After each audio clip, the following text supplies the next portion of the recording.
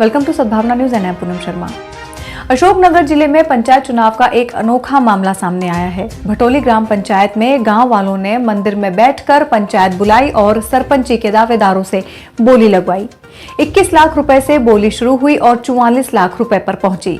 सौभाग्य सिंह ने 44 लाख रुपए में अंतिम बोली लगाई और सभी ने उन्हें सरपंच के लिए चुन लिया।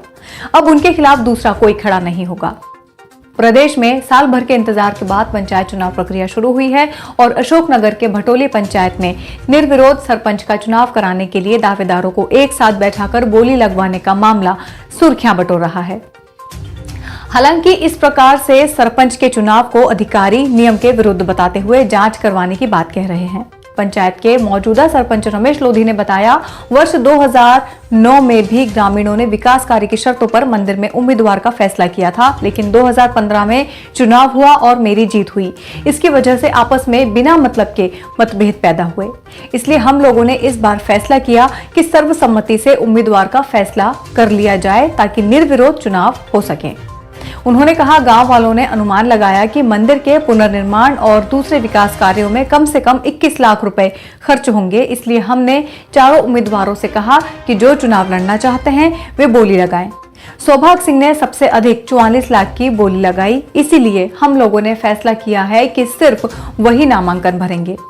यादव का कहना है कि गांव में शांति बनी रहे, व्यर्थ पैसा बर्बाद नहीं हो। मेरे द्वारा दिया गया पैसा मंदिर के कार्य में लगेगा जो धार्मिक कार्य है। किसी भी प्रकार के शराब व अन्य कार्यों में पैसा जाने से बचेगा। सभी के सहयोग से प्रत्याशी चुना गया है। गांव वालों की यही इच्छा थी कि मंदिर के लिए पैसा एकत्र करते हुए सरपंच चुना जाए और उसी आधार पर चुना गया है।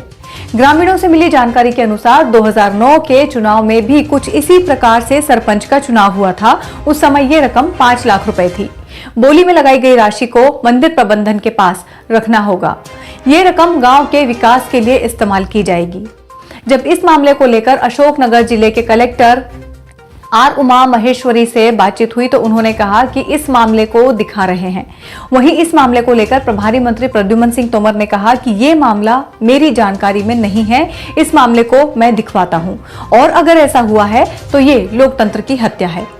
वहीं चुनाव एक्सपर्ट्स बताते हैं कि इसका चुनाव की वैधानिकता से कोई सीधा संबंध नहीं है।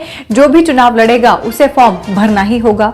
सरपंच पद पर एकमात्र फॉर्म आता है और वो वैध पाया जाता है तो वो सरपंच चुन लिया जाएगा। वो कोई भी हो सकता है, चाहे बोली लगाने वाला ही क्यों ना हो। Arthros Clinic, a dedicated center for arthroscopy and sports injuries.